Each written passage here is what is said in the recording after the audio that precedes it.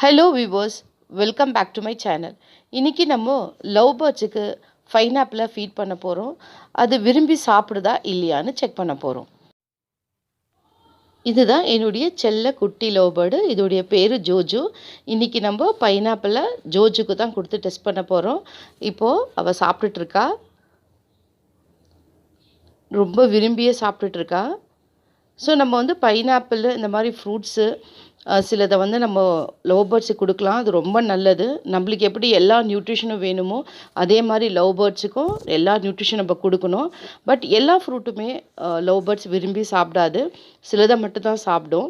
So அந்த ஃப்ரூட்டாக பார்த்து நம்ம கொடுத்தா போதும். ஸோ சாலிட் சப்ளிமெண்ட் கூட இந்த மாதிரி ஜூஸியஸ்ஸு சப்ளிமெண்ட்ரி கொடுக்கறது ரொம்ப நல்லது. அது ஹெல்த்தியாக வளரும். அது போடுற எக்கும் ரொம்ப ஹெல்த்தியாக இருக்கும். ஸோ அதனால் இந்த மாதிரி ஃபுட்டெல்லாம் நம்ம கொடுக்கணும். நமக்கு எப்படி எல்லா நியூட்ரிஷனும் தேவைப்படுதோ அதே மாதிரி தான் பேர்ட்ஸுங்களுக்கும் அதுங்களுக்கும் எல்லா நியூட்ரிஷனும் தேவைப்படும்.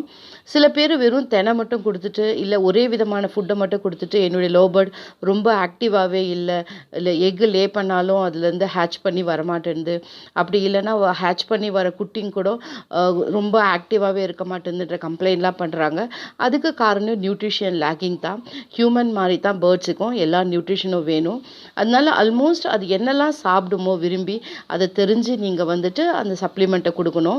அப்போ அது ரொம்ப ஹெல்த்தியாக இருக்கும். அது மட்டும் இல்லாமல் அதுலேருந்து வர ஃபேமிலியும் ஹெல்த்தி ஃபேமிலியாக இருக்கும். இது மறக்காமல் பண்ணுங்கள். இந்த மாதிரி பேர்ட்ஸ் என்னென்னலாம் விரும்பி சாப்பிடுன்ட்டு அடுத்தடுத்த வீடியோவில் நான் போட்டுட்டு வரேன்.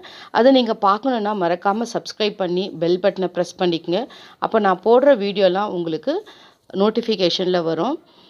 இந்த வீடியோ பிடிச்சிருந்தா நீங்கள் மறக்காமல் லைக் பண்ணுங்கள். எனக்கும் மோட்டிவேஷனாக இருக்கும் அடுத்தடுத்த வீடியோ போடுறதுக்கு. ஷேர் பண்ணுங்கள் உங்கள் ஃப்ரெண்ட்ஸுக்கு. இப்போ அவங்க வந்துட்டு ஏதாவது பேர்ட்ஸை வளர்க்கணுன்னு ஐடியா இருந்தாலோ இல்லை பேர்ட்ஸை வளர்த்துருந்தாலோ அவங்களுக்கு அது ஒரு நாலேஜாக இருக்கும்.